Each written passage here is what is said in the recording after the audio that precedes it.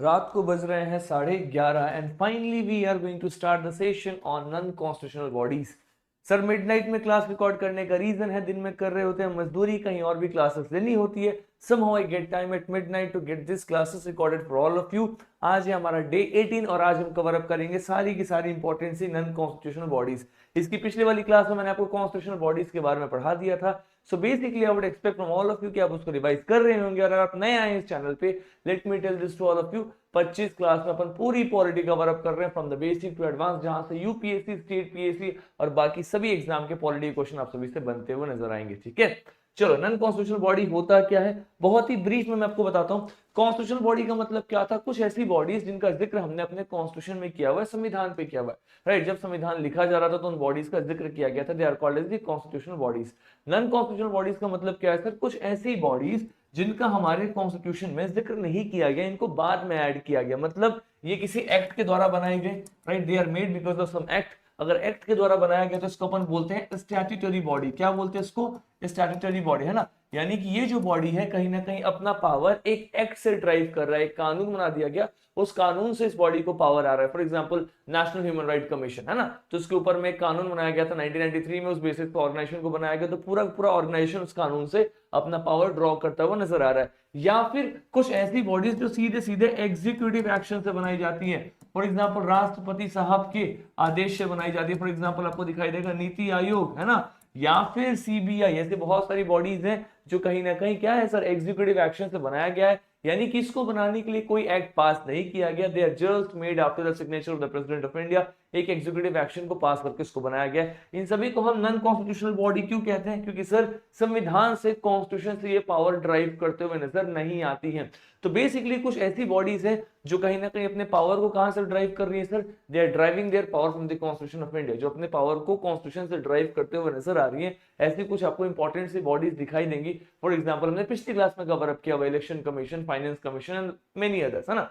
ये non constitutional bodies है, मतलब ये कहीं ना कहीं कॉन्स्टिट्यूशन से पावर ड्राइव नहीं कर रही है। ये पावर ड्राइव कर रही है बिकॉज ऑफ सम एक्ट, किसी एक्ट के द्वारा पावर को ड्राइव कर रही है, या फिर सर एग्जीक्यूटिव एक्शन से बनाया गया तो वहां से अपने पावर को ड्राइव करते हुए नजर आ रही है। तो एक बहुत बेसिक सा डिफरेंस है नॉन कॉन्स्टिट्यूशनल बॉडीज का। अब देखो यूपीएससी में किस प्रकार के क्वेश्चन पूछे जाते हैं, तो आप सभी के सामने में कुछ स्टेट पीएससी के भी क्वेश्चन है कि which of the following are the non constitutional bodies, है ना, इसमें से बताना है आपको कि कौन सी बॉडी नॉन कॉन्स्टिट्यूशनल है। अच्छा, this is for all of you जो भी एस्पिरेंट पहली बार वीडियो पे आए हैं। अगर आप ये कंटेंट को डाउनलोड करके रिवाइज करना चाहते हैं, you can definitely go to the Telegram channel named as UPSC by Rupesh. वहां पे आपको पूरा का पूरा कंटेंट फ्री ऑफ कॉस्ट मिल जाएगा। उसका लिंक मैंने कमेंट बॉक्स में भी दे दिया हुआ है, आप वहां से भी उस चैनल को ज्वाइन कर सकते हैं, यूपीएससी बाय रुपेश। ठीक है, चलो इस क्वेश्चन का अपन आंसर करेंगे सेशन के एंड में। इनफैक्ट मैं क्या, आप ही इन क्वेश्चन के आंसर करते हुए नजर आओगे। ये आईएएस के एग्जाम में, जीएसआई में 2024 में पूछा गया क्वेश्चन है। ठीक है, तो स्टार्ट करते हैं आज की क्लास को। और सबसे पहले हम स्टार्ट करेंगे सर नीति आयोग के साथ में। आप सभी ने नीति आयोग को काफी बार न्यूज में देखा होगा, सुना होगा,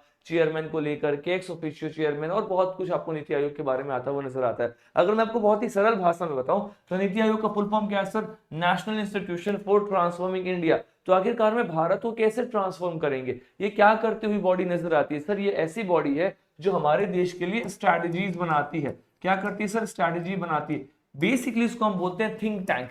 क्या बोलते हैं? Think tank. कहने का मतलब क्या है सर? हमारे देश के लिए स्ट्रैटेजीज बनाना हो, प्लानिंग्स करना हो, ये सब के सब आपको नीति आयोग करते हुए नजर आती है। नीति आयोग से पहले ये काम प्लानिंग कमीशन का था, बट नीति आयोग को बनाया गया ताकि अपना फेडरल स्ट्रक्चर को और बेटर किया जा सके, स्टेट्स का रोल भी इसमें बढ़ाया जा सके। तो आपको दिखाई देगा स्टेट के जो चीफ मिनिस्टर्स हैं वो भी कहीं ना कहीं नीति आयोग के मेंबर आपको दिखते हुए नजर आएंगे। एक एक करके चलते हैं फटाफट। पहले मैं आपको कुछ बैकग्राउंड से स्टार्ट करता हूं। तो बेसिकली अगर आप देखोगे इस बॉडी को स्टार्ट कब किया गया, तो सर 13 अगस्त 2014, है ना, 2014 ऑफ 13 अगस्त मोदी गवर्नमेंट ने बेसिकली जो बहुत पुराना आपका 65 साल पुराना जो आपका प्लानिंग कमीशन था, इसको स्क्रैप कर दिया और इसकी जगह पे सर एक नई बॉडी को स्टार्ट किया, इसका नाम है नीति आयोग। इसको बेसिकली स्टार्ट किया गया 1 जनवरी 2015, है ना। इसको बनाया कैसे गया है? तो बेसिकली इसको बनाया गया है एक एग्जीक्यूटिव ऑर्डर के द्वारा, एक एग्जीक्यूटिव रेजोल्यूशन से इसको बनाया गया है कैबिनेट का। इसके पीछे कोई भी एक्ट नहीं है। तो मैंने आपको स्टार्टिंग में बताया था नॉन कॉन्स्टिट्यूशनल बॉडीज दो प्रकार की होती है। एक जो किसी एक्ट से अपना पावर ड्राइव करती है, हमने कोई एक्ट पास करके, कानून पास करके उसको बनाया हुआ है, तो उसको अपन क्या बोलेंगे? Statutory bodies. कुछ ऐसी बॉडीज होती है सर जो एक एग्जीक्यूटिव ऑर्डर से बनती हुई नजर आती है। इसमें आपको दिखाई देगा basically this particular NITI Aayog ये एक एग्जीक्यूटिव ऑर्डर से बना दिया है। तो यहाँ पे क्या लिखा हुआ है, hence it is neither a constitutional body, ना ही ये कॉन्स्टिट्यूशनल है और ना ही सब क्या है, एक स्टैट्यूटरी बॉडी है। तो इस प्रकार की बॉडी को अपन एक्स्ट्रा कॉन्स्टिट्यूशनल भी कहते हैं या फिर नॉन कॉन्स्टिट्यूशनल भी कहते हुए नजर आते हैं। ठीक है, तो बेसिक सा डिफरेंस है। प्लस नेचर और रोल को लेकर के बहुत ज्यादा समझने की आवश्यकता नहीं है, क्योंकि हम सभी को पता है सर प्लानिंग कमीशन का पुराना जो काम था उसको कहीं ना कहीं मॉडर्नाइज करके वेल इक्विप करके नीति आयोग को दे दिया गया है। आपको स्ट्रैटेजीज बनाना है, आप एक थिंक टैंक है, प्लानिंग्स करना है पूरे देश के लिए और इस तरीके से करना है कि आपका जो प्लानिंग होना चाहिए वो टॉप डाउन अप्रोच होना चाहिए, मतलब सेंटर से लेकर के स्टेट तक सबको अलाइन करते हुए चलते हुए नजर आना चाहिए। देखो क्या लिखा देगा, it acts as the premier policy think tank, एक थिंक टैंक के रूप में काम करता हुआ नजर आता है और डायरेक्शनल और पॉलिसी इनपुट्स देते हुए नजर आती है गवर्नमेंट्स को और उसी दिशा में सारी गवर्नमेंट काम करते हुए नजर आएगी। तो बहुत ही सिंपल सा काम है यहाँ पे। ठीक है, इनका काम है कहीं ना कहीं पार्टनरशिप को प्रमोट करो आप स्टेट और सेंटर दोनों का एक साथ में। ऐसा नहीं होना चाहिए कि आपका जितना भी पॉलिसी हो वो वन वे हो, मतलब सेंटर अपने हिसाब से पॉलिसी बना रहा है और एग्जीक्यूट हो रहा है, इस टाइप से चीजें नहीं होना चाहिए। Thing should be such that कि सेंटर और स्टेट दोनों का कहीं ना कहीं एक बैलेंस वहां पर नजर आता हुआ दिखाई देना चाहिए, इसलिए इसको कहीं ना कहीं कोऑपरेटिव फेडरलिज्म को प्रमोट करता हुआ नजर आता है। ठीक है, फेडरलिज्म वर्ड के बारे में आपको पहले भी बता चुका हूं। फेडरलिज्म का मतलब क्या होता है, बेसिक मतलब होता है सर डिवीजन ऑफ पावर, है ना, कि कम से कम दो बॉडीज के बीच में पावर तो डिवाइड होना ही चाहिए। फॉर एग्जांपल अगर सेंटर और स्टेट के बीच में पावर डिवाइड हुआ तो वहां पे अपन क्या बोलेंगे, उसको फेडरलिज्म भी बोलते हुए नजर आएंगे। सो वही आपको फेडरल स्ट्रक्चर में बेसिकली बॉडी दिखाई देगी। अगर हम इसको कंपोजिशन देखेंगे तो आपको इसके चेयरपर्सन कौन दिखाई देंगे, the prime minister of India, हमारे देश के जो प्राइम मिनिस्टर है वो इसके चेयरपर्सन के रूप में दिखाई देंगे। और गवर्निंग काउंसिल में आपको कौन दिखाई देंगे, जितने भी स्टेट्स हैं सभी स्टेट्स के सारे चीफ मिनिस्टर्स प्लस जो भी यूटीज है, राइट, जो भी यूटीज है उन यूटीज का अगर लेजिस्लेचर है, फॉर एग्जांपल दिल्ली हो गया, पुडुचेरी हो गया, ऐसे यूनियन टेरिटरी जिसके पास में लेजिस्लेचर है तो इनके भी चीफ मिनिस्टर यहाँ पे आते हुए नजर आएंगे। और ऐसे यूटीज जहां पे लेजिस्लेचर नहीं है उसके लेफ्टिनेंट गवर्नर आपको वहां पे आते हुए नजर आएंगे। मतलब ये सब के सब आपके गवर्निंग काउंसिल के मेंबर है। यानी कि मैंने आपको क्या बताया था कि जो नीति आयोग है इसका काम है कि आप इस तरीके से पॉलिसी बनाओ कि सेंटर और स्टेट दोनों का वहां पे बैलेंस अप्रोच दिखना चाहिए। आप स्टेट्स को भी इन्वॉल्व करोगे तो सेंटर में आपको ऊपर में चेयरपर्सन ग्रुप में प्राइम मिनिस्टर दिखाई दे रहे हैं और कहीं ना कहीं मेंबर्स में आपको सारे के सारे चीफ मिनिस्टर दिखाई देते हुए नजर आ रहे हैं। तो इन सभी को एक साथ बना करके पूरे देश के लिए एक प्लानिंग तैयार करना, एक थिंक टैंक बनना, वही कहीं ना कहीं नीति आयोग का काम है। I think this should be very very clear to all of you. इसके बहुत सारे रीजनल काउंसिल्स भी हैं जो अलग अलग इश्यूज के लिए बनाए जाते हैं और इन पे भी they are chaired by also the prime minister for the nominee, या फिर उनके जो भी नॉमिनी है वो कहीं ना कहीं उसको चेयर करते हुए नजर आएंगे। स्पेशल इनवाइटीज भी होते हैं, मतलब अलग अलग जो स्पेशलिस्ट हैं, एक्सपर्ट्स हैं, राइट, जिनको भी प्राइम मिनिस्टर नॉमिनेट करेंगे कि चलो भाई हमें इकोनॉमिक इशू से रिलेटेड कुछ प्लानिंग पे कुछ चीज पे डिस्कशन करना है और हमें लगता है कि आपने हार्वर्ड से या फिर किसी फॉरेन यूनिवर्सिटी से इकोनॉमी में बहुत अच्छा कुछ काम किया हुआ है और आपके पास में ग्रास रूट एक्सपीरियंस भी है, बहुत अच्छा एक्सपीरियंस है गांव का, शहर का, नीचे तबके के साथ मिलकर काम करने का, तो आपको नॉमिनेट किया जा सकता है कि भैया he can be an asset to us, so let us include that personality. यानी कि यहाँ पे लेटरल एंट्री भी दिखाई देगा। आप आईएएस ऑफिसर नहीं है फिर भी आपको उस लेवल पे बैठाया जाएगा ताकि आपकी प्लानिंग और पॉलिसी से मास लेवल पे चेंज लाया जा सके। ठीक है, वो सारे भी आपको यहाँ पे स्कोप दिखाई देंगे। बाकी इसके अलावा भी बहुत सारे आपको फुल टाइम मेंबर्स है जो यहाँ पे दिखाई देते हुए नजर आएंगे। कुछ भी नहीं है, you are just suppose to read this twice और थ्राइस। थोड़ा फैक्चुअल है टॉपिक, 2-3 बार रीड करोगे तो समझ में आना स्टार्ट हो जाएगा, याद भी हो जाएगा। ठीक है, चलो अच्छा आगे अगर अपन चलेंगे तो काम क्या है, तो बेसिकली जो आपका थिंक टैंक है इसको दो पार्ट में क्लासिफाई किया गया है, फिर आप कह सकते हैं डिवाइड किया गया है। पहला पार्ट जो इसको अपन बोलते हैं टीम इंडिया हब, क्या बोलते हैं, we call this as the team India hub. जो दूसरा पार्ट है इसको अपन बोलते हैं नॉलेज एंड इनोवेशन हब, क्या बोलेंगे हम इसको, we call this as the knowledge and innovation hub. ठीक है, जो टीम इंडिया हब है this is basically the cooperative federalism and state coordination, मतलब कहीं ना कहीं इसको कोऑपरेटिव फेडरलिज्म को प्रमोट करता हुआ नजर आता है। कोऑपरेटिव फेडरलिज्म का मतलब क्या है, मतलब हम स्टेट्स को भी कोऑपरेट कर रहे हैं, स्टेट्स को भी इक्वल स्पेस दे रहे हैं पॉलिसी मेकिंग्स में। दूसरा काम इसका है सर रिसर्च करने का, नॉलेज इनोवेशन हब है, यानी कि आप रिसर्च करेंगे, जो बेस्ट प्रैक्टिस है उसको लेकर के आएंगे ताकि जो भी पॉलिसीज बनाया जाए, स्ट्रैटेजी बनाया जाए, वो ग्रास रूट लेवल पे जो इश्यूज है उसके डिमांड को फुलफिल करता हुआ नजर आए, है ना, बहुत ही हाइपोथेटिकल सा ना हो। बिकॉज इंडिया में सर सबसे बड़ी प्रॉब्लम कि अपने पास में बहुत अच्छी पॉलिसीज है बट वो ग्रास पे आकर के ग्राउंड रूट उसकी रियलिटी उतनी अच्छी नहीं, उतना अच्छा उसका इंप्लीमेंटेशन नहीं है।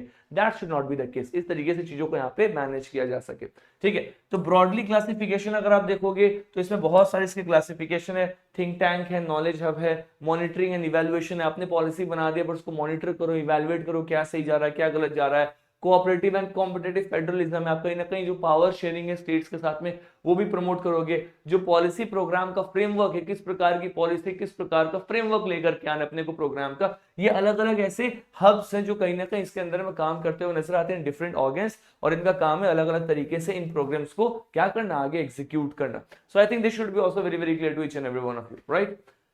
If we go ahead of this, then the next body we say is National Human Rights Commission। अच्छा, एक चीज और मैं यहाँ पे बोलना चाहूंगा सभी एस्पिरेंट को, देखो अपन क्या कर रहे हैं ना, जो इंपॉर्टेंट सी बॉडीज है नॉन कॉन्स्टिट्यूशनल की, मैं उन सारी बॉडीज को कवर अप करा रहा हूँ। इसके अलावा भी बहुत सारी बॉडीज है जिसको हम क्लास में नहीं कवर अप करेंगे, हम यहाँ पे 7-8 जो बहुत इंपॉर्टेंट बॉडीज है उनको कवर अप करेंगे। लेकिन जैसे अब क्या बोलते हैं, चाइल्ड प्रोटेक्शन राइट्स को लेकर के एक और बॉडी है नॉन कॉन्स्टिट्यूशनल है, इन सभी बॉडी को मैंने पीपीटी के अंदर में ऐड करके आपको टेलीग्राम चैनल पे दे दिया है, तो आप उसको एक बार रिवाइज करोगे, रीड करोगे तो आपको सारी बॉडीज मिल जाएंगी। और इन चैप्टर में आपको ये चीज रियलाइज हो जाएगा कि सर यहाँ पे चीजों को समझने के साथ साथ में पढ़ने से और रट्टा मारने से चीजें ज्यादा क्लियर होंगी। फॉर एग्जांपल अगर मैं बोलूं 65 साल और 5 साल का उनका एलिजिबिलिटी क्राइटेरिया टेन्योर है, तो आपको याद करना पड़ेगा। मतलब यहाँ पे इस चैप्टर में कॉन्सेप्ट्स कम है, फैक्ट्स ज्यादा है। तो जो इंपॉर्टेंट है अपन उसको डिटेल में कवर अप करेंगे, जो इंपॉर्टेंट थोड़ा कम है उसको मैंने डिटेल में यहाँ पे नोट्स में आपको इनकॉर्पोरेट करके दे दिया है, ठीक है। And again I am telling this to all of you, if you are liking the content, do not forget to subscribe the channel, because that ultimately give me a push factor कि भैया रात को 11, 11:30, 12 जो भी बज रहे हैं अपने कोई क्वालिटी कंटेंट लेकर के आना है। और मैंने 18 वीडियोस डाल दी है पॉलिटी की, इंक्लूडिंग दिस, है ना। आपके पास में 7 वीडियोस और जाएंगे और 25 वीडियो के बाद में पॉलिटी इस लेवल पे कवर अप होगा कि आफ्टर दिस अगर आप पॉलिटी का क्वेश्चन गलत करो मतलब it is a crime for me, है ना। वो एक क्राइम है, हमने बहुत डिटेल में पढ़ा हुआ है, उससे क्वेश्चन गलत नहीं होने चाहिए। मैं आप सभी को सॉल्व करके दिखाऊंगा। और साथ में भी मैं प्लान भी कर रहा हूँ कि कुछ लाइव सेशन करने का, जहां पे हम पीवाईक्यू को लाइव डिस्कस करेंगे लाइव सेशंस में, एक एक चैप्टर का पीवाईक्यू भी कराऊंगा। I am planning lot of good things, just stay tuned, keep on working hard and just be there, right. Anyways, next is national human right commission. मैं आपको पहले ही बता चुका हूं sir, national human right commission 1993 के एक act के द्वारा बनाया गया है। तो एक तरीके से स्टैट्यूटरी बॉडी है, अपने पावर को एक एक्ट से ड्राइव करते हुए नजर आता है, ठीक है।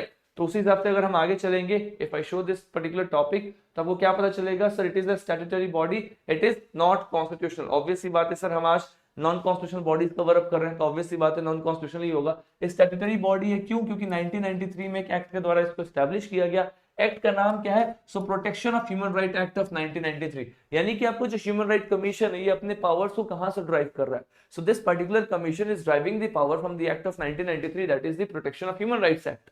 इस पर्टिकुलर एक्ट से ये कमीशन अपने पावर को ड्राइव करता हुआ नजर आता हुआ दिखाई देगा। इसका काम क्या है सर? तो पूरे देश में आपके ह्यूमन राइट्स को बैलेंस करना, अपहोल्ड करना। अगर ह्यूमन राइट कमीशन को कहीं भी लगता है कि देश में ह्यूमन राइट्स का वायलेशन हो रहा है, वहां पे वो इंटरफेयर करेगा, उस चीज का जांच करेगा। इनफैक्ट जो रिस्पेक्टिव अथॉरिटी है उनके ऊपर में क्वेश्चन भी क्रिएट करेगा कि आप हमें रिपोर्ट सबमिट करिए किस प्रकार से उस इंसान का ह्यूमन राइट का वायलेशन नहीं हुआ है, राइट। बिकॉज अल्टीमेटली अगर ये अपना कंसर्न रेज कर रहा है तो इस मैटर में रेज कर रहा है कि आपने किस तरीके से वहां पे ह्यूमन राइट्स को बैलेंस करने की कोशिश नहीं की, ठीक है। तो एक बहुत ही इंपॉर्टेंट सी बॉडी है, राइट। और कहीं ना कहीं ऑब्वियस सी बात है सर, ये राइट टू लाइफ और बाकी राइट्स की बात कर रहा है, क्योंकि अल्टीमेटली अगर आप किसी की ह्यूमन राइट्स की बात करेंगे तो उसमें बहुत सारे राइट्स आते हुए नजर आते हैं। ऑब्जेक्टिव क्या है बहुत डिटेल में नहीं जाना, क्योंकि अल्टीमेटली मैंने आपको बता दिया, सिमिलर पॉइंट्स लिखे हुए हैं कि जो ह्यूमन राइट्स है उनको ऑर्गेनाइज करना, उनको प्रोटेक्ट करना, जो भी इंडिपेंडेंटली, राइट। मतलब क्या लिखा हुआ है? Look into human right violation independently of the government. मतलब अगर ऐसा लगता है कि सरकार के भी द्वारा किसी का ह्यूमन राइट का वायलेशन हुआ है,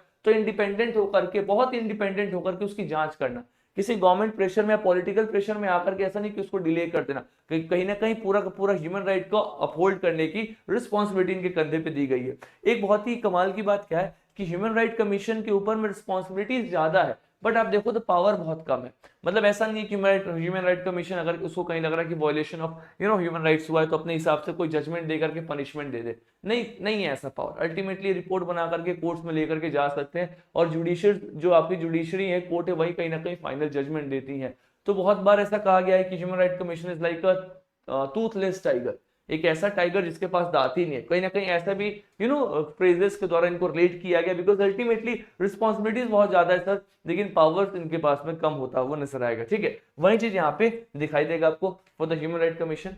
और आगे आप देखो क्या दिखाई देगा इसका कंपोजिशन। अब कंपोजिशन सर बहुत ही इंटरेस्टिंग है, क्योंकि ह्यूमन राइट कमीशन है, पूरे देश में ह्यूमन राइट्स को अपहोल्ड करना है। तो जो भी इसके चेयरपर्सन होंगे या जो भी इसके मेंबर होंगे, कुछ ऐसे लोग होने चाहिए जिनके पास में बहुत ही अच्छा एक्सपीरियंस हो। तो कहीं ना कहीं जुडिशियल लोगों को इसमें ज्यादा से दिया गया है, उसको यहाँ पे ज्यादा स्पेस दिया गया है। तो आप देख सकते हो यहाँ पे चेयरपर्सन के पोस्ट पे आपको retired chief justice of India या फिर सुप्रीम कोर्ट के कोई भी जज, at least this is the bare minimum कि या तो आपके पास में जो chief justice of India retire किए हैं सुप्रीम कोर्ट के ही होंगे, ऑब्वियसली बात है, या तो वो होंगे या फिर कोई भी जज जो सुप्रीम कोर्ट से रिटायर हुए होंगे वहीं जाकर के चेयरपर्सन बनेंगे। मतलब हम एक ऐसे इंसान को चेयरपर्सन बनाएंगे जिसके पास में बहुत ही अच्छा एक्सपीरियंस है लोगों की ह्यूमन राइट्स को लेकर के, सोशल इश्यूज को लेकर के चीजों को जज करने का। ऑब्वियस सी बात है एक काफी बड़े न्यायाधीश को यहाँ पे चेयरपर्सन बनाया जा रहा है। इनके अलावा आप मेंबर्स में भी देखो ना, तो ऐसे ऐसे मेंबर्स है, फॉर एग्जांपल कोई रिटायर्ड जो चीफ जस्टिस या फिर सुप्रीम कोर्ट के जज हो, सर्विंग चीफ सुप्रीम कोर्ट के जज हो, या फिर कोई रिटायर्ड हाई कोर्ट के चीफ जस्टिस हो, तो आप देख सकते हो सर एक ऐसे लेवल के लोगों को बैठाया जा रहा है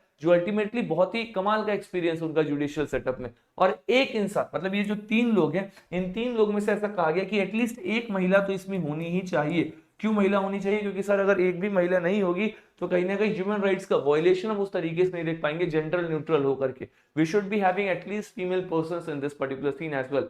अच्छा, एक और कमाल की बात सर, अगर आप सारे जजेस को इसमें मेंबर्स बना रहे हो तो फिर ये जो कमीशन है इसका मैक्सिमम एज क्या होगा? क्योंकि जो हाई कोर्ट के जो भी जजेस है उनका मैक्सिमम एज होता है सर 62 साल। By the age of 62 years they retire from the high court and for supreme court this age limit is 65 years. अभी मैं आपको जुडिशरी पढ़ाऊंगा ना तो बहुत डिटेल में सुप्रीम कोर्ट हाई कोर्ट पढ़ाऊंगा। तो कहने का मतलब क्या है सर, अगर आप हाई कोर्ट देखो तो 62 इयर्स है एज लिमिट, सुप्रीम कोर्ट देखो तो 65 इयर्स है एज लिमिट। अब अगर कोई इंसान सुप्रीम कोर्ट से रिटायर होकर के नेशनल ह्यूमन राइट कमीशन में काम करेगा तो नेशनल ह्यूमन राइट कमीशन का कितना मैक्सिमम एज लिमिट होना चाहिए?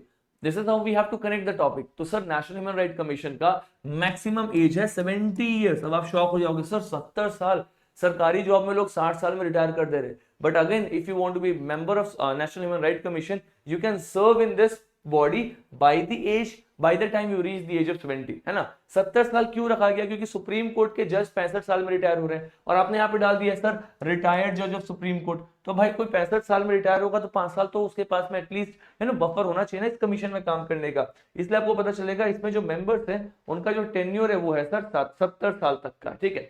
अच्छा, एक और चीज थोड़ा सा ध्यान रखना, नेशनल ह्यूमन राइट कमीशन के अंदर में जो भी मेंबर्स होंगे राइट, वो बहुत सारे अलग अलग कमीशन के हेड भी होते हैं। फॉर एग्जांपल अगर कोई भी इंसान नेशनल कमीशन ऑफ माइनॉरिटी का चेयरपर्सन है, national commission of scheduled caste या फिर शेड्यूल्ड ट्राइब का चेयरपर्सन है, नेशनल कमीशन ऑफ वुमेन या फिर बैकवर्ड क्लास या फिर चाइल्ड राइट या फिर पर्सन विद डिसेबिलिटीज, ऐसे किसी भी कमीशन का कोई इंसान चेयरपर्सन है तो वो by default national human right commission का मेंबर बन जाता है।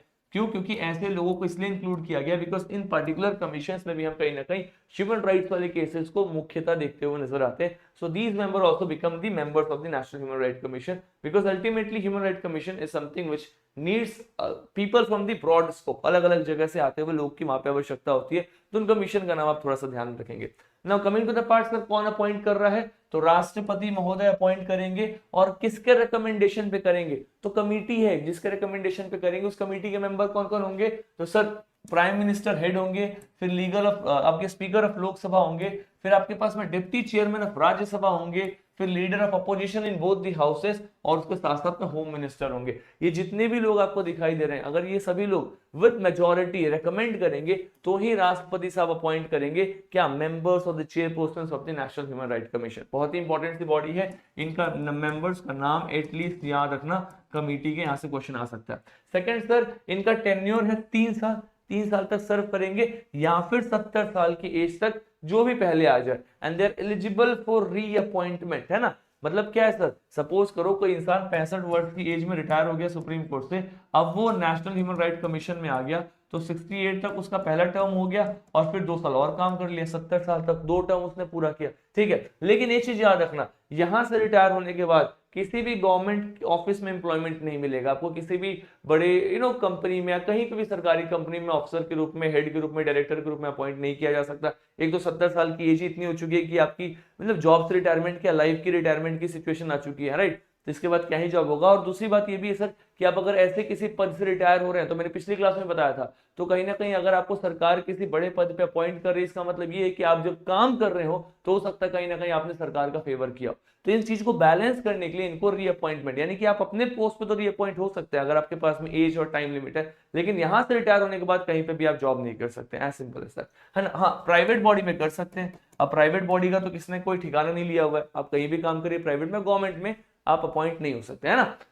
रिमूव कैसे होंगे? राष्ट्रपति साहब रिमूव करेंगे अगर उनको लगता है कि आप बैंकरप्ट हो गए, सारे पैसे खत्म हो गए, कहीं पे आप पेड एम्प्लॉयमेंट मजदूरी कर रहे हैं, मतलब आपको पैसा मिल रहा है किसी सरकारी दफ्तर में या कहीं पे भी, है ना, इसके साथ में अगर आपकी दिमागी स्थिति सही नहीं है, आपको किसी गलती के लिए प्रूफ कर लिया गया है, या फिर आपके कोई मिसबिहेवियर पाया गया है सुप्रीम कोर्ट ने इंक्वायरी करके कि आपने कुछ मिसबिहेव किया है, अगर इनमें से कोई भी ग्राउंड पूरा होता हुआ नजर आता है, definitely sir you can be remove by the president, है ना, राष्ट्रपति आपको रिमूव कर सकते हैं। बाकी ये सब बताने की आवश्यकता नहीं है क्या है इसका काम।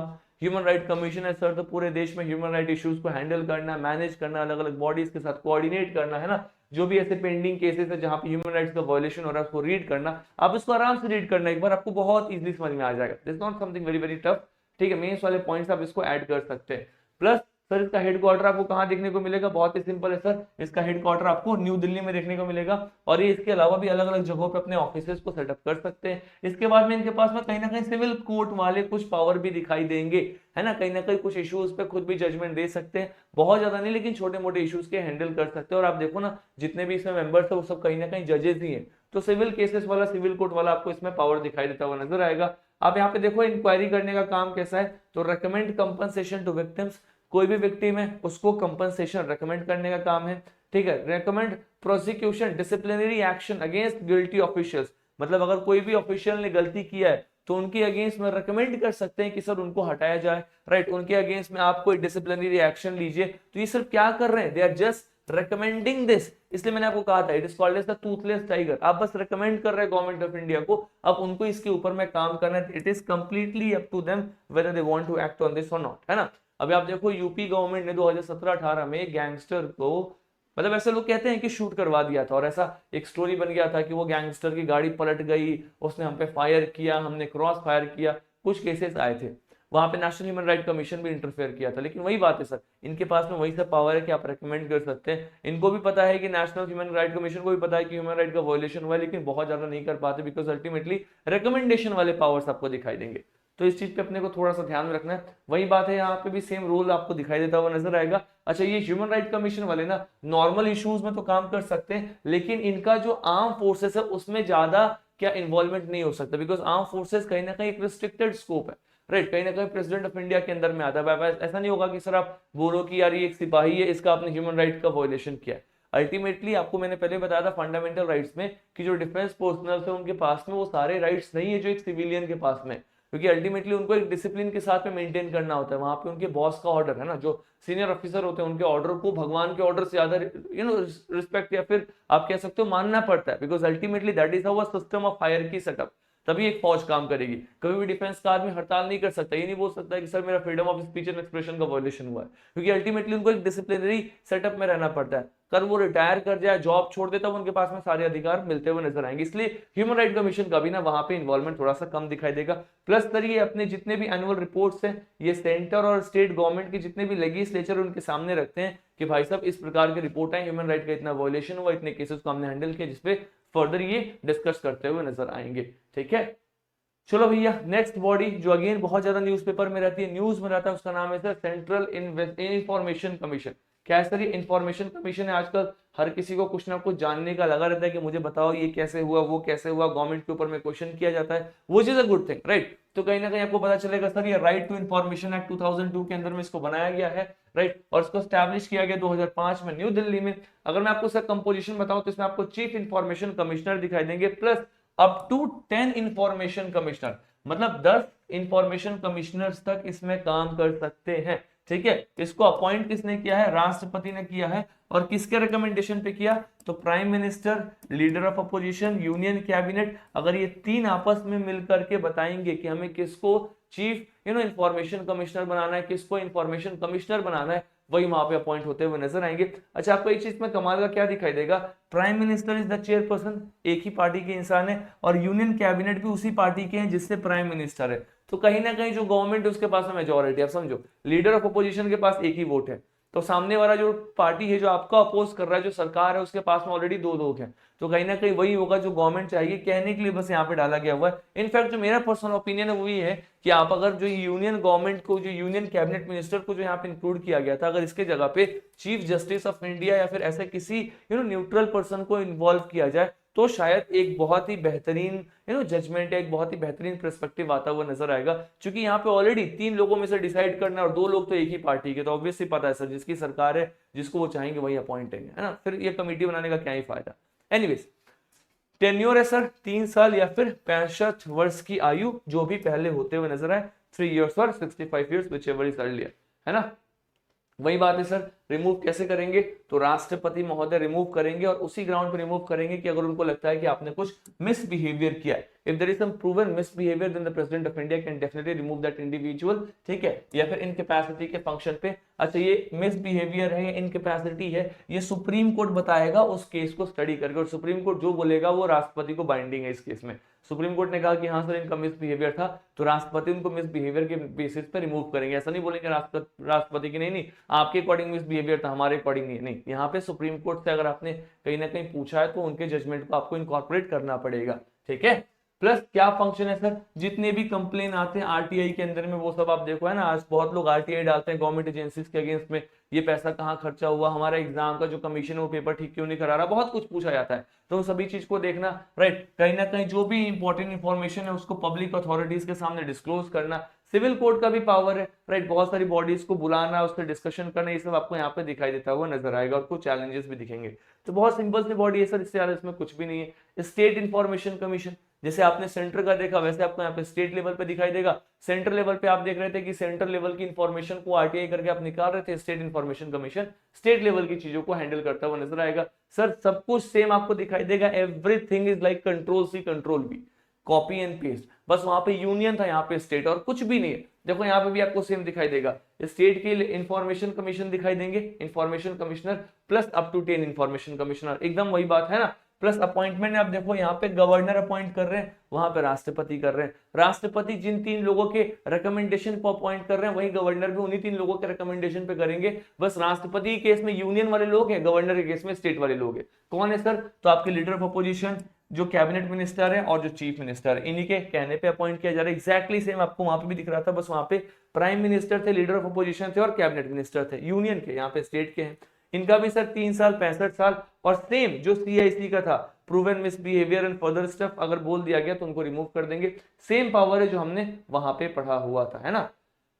नेक्स्ट आपको दिखाई देगा sir central vigilance commission, CVC. Vigilance को लेकर के आप सभी ने सुना भी होगा बहुत बार, और उसी से रिलेटेड आता है sir central vigilance commission. Basically इस बॉडी को बनाया गया है एक एक्ट से, और वो एक्ट है सर 2003 का। बहुत बार न्यूज में रहा, और बहुत बार तो स्टेट पीएससी और यूपीएससी का अलग अलग वर्टिकल एग्जाम में क्वेश्चन भी आया था कि सेंट्रल बिजनेस कमीशन को बनाने के पीछे जो कमेटी थी वो कौन सी कमेटी थी, किसके रिकमेंडेशन में बनाया गया था। तो ये नाम याद रखना, इसका नाम है sir Santhanam committee. Santhanam committee ने रेकमेंड किया था, जिसके बाद में 2003 का एक्ट बना करके इसको तैयार किया गया। तो एक स्टैट्यूटरी बॉडी है, क्योंकि ये अपने पावर्स को एक एक्ट से ड्राइव करता हुआ नजर आ रहा है, एज सिंपल एज दैट।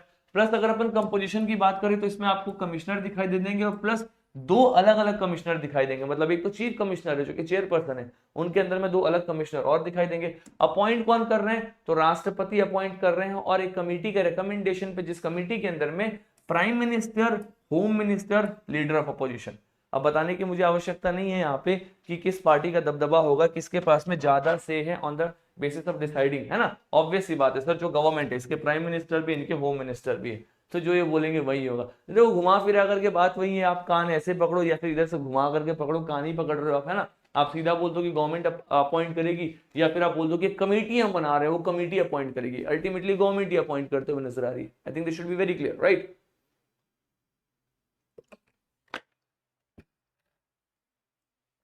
इसका याद रखना 4 साल या फिर 65 वर्ष, 4 years और 65 years, ठीक है।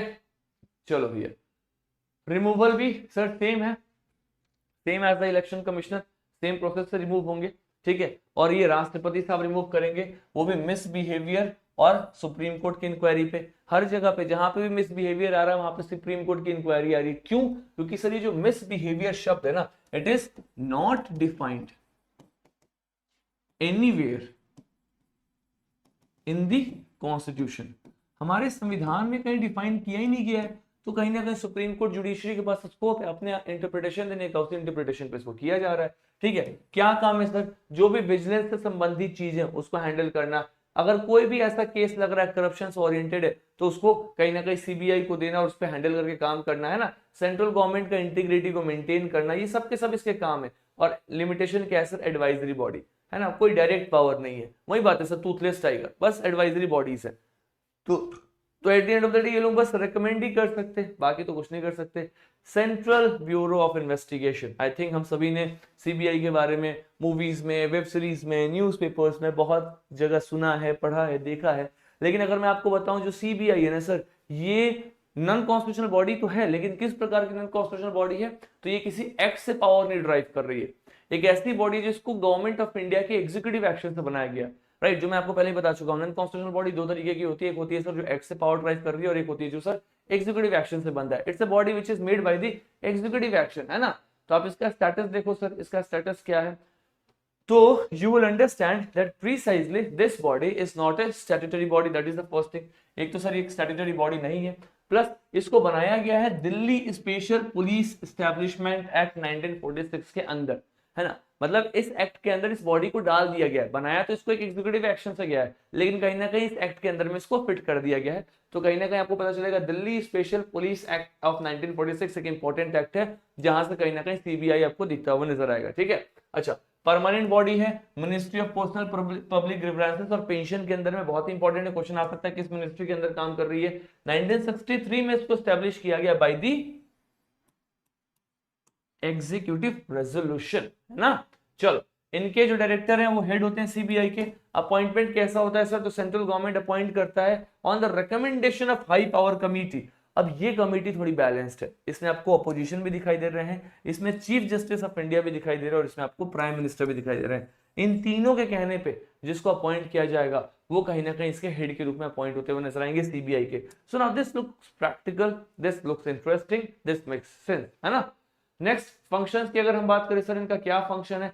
तो कहीं ना कहीं जो भी करप्शन केसेस है उसको इन्वेस्टिगेट करता हुआ सीबीसी दिखाई देगा, है ना। जो सीरियस क्राइम्स है, फॉर एग्जांपल टेररिज्म हो गया, इकोनॉमिक ऑफेंस हो गया, इनको भी देखता हुआ ये कमीशन बॉडी दिखाई देगा। Now it acts as Interpol nodal agency in India. India का जो इंटरपोल का नोडल एजेंसी है, इंटरपोल मतलब क्या? पूरी दुनिया में अगर कोई क्राइम हो रहा है तो उसके लिए एक इंटरपोल एजेंसी बनाई गई है जो पूरे दुनिया के अलग अलग कंट्री से इंफॉर्मेशन ट्रैक करती है किसी क्रिमिनल को लेकर के।